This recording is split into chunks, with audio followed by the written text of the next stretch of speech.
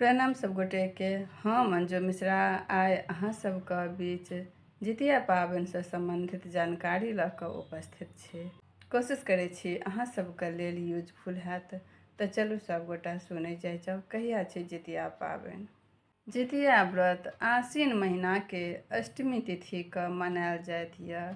ई व्रत माता अपन संतान का लंबी आयु स्वस्थ मंगल कामना के लेल ई व्रत करै छथिन। और ई व्रत 3 दिन के होइत अछि, जाहिमे व्रती सप्तमी के नहाय खाय करै छथिन और मड़ुआ रोटी, माछ, नोनी, साग, झिंगनी ई सब खाइ छथिन और व्रत के संकल्प लै छथिन। और अष्टमी तिथि के निर्जला व्रत राखै छथिन और नवमी तिथि के पारण करै छथिन। 13 सितंबर के नहाय खाय अछि, 14 सितंबर के व्रत अछि और 15 सितंबर के पारण अछि।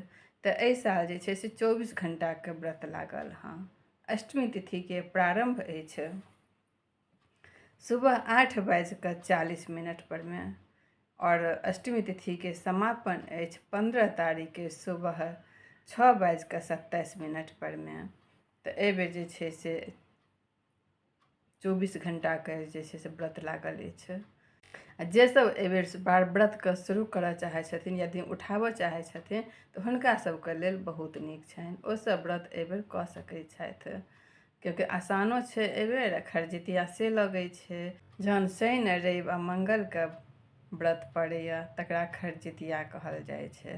ओहि खरजितिया जाहि साल खरजितिया लगै छै ताहि साल जे कोनो नया नया व्रत उठाबऽ चाहै छथिन तऽ ओ सब व्रत एहि बेर उठा सकै छथि, किएक तऽ शनि रविके से पड़ै छै।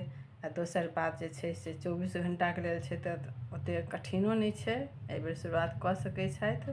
कोनो तऽ होइ छै जे 3 साँझक रहै छै आ जे नया नया उठबै छथिन तऽ तिनका लेल कनि बेसी कठिन रहै छै।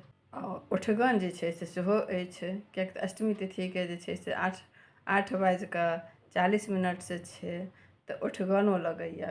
उठगन 3 साढ़े 3 से 5:30 तक जे छै से उठगन कऽ लै जाइ जाब जे कि कौआ डकैसँ पहिने उठगन कऽ लेब। तकर बाद छै से फेर ब्रश कऽ कऽ मुँहके साफ कऽ कऽ व्रतके संकल्प कऽ लेब, तहनसँ फेर व्रत शुरू रहत। तऽ हम अपन जानकारी अहाँ सबसँ साझा केलहुँ। फेर मिलै छी अगिला नया वीडियोमे। ताबत तक जय मिथिला, जय मैथिली।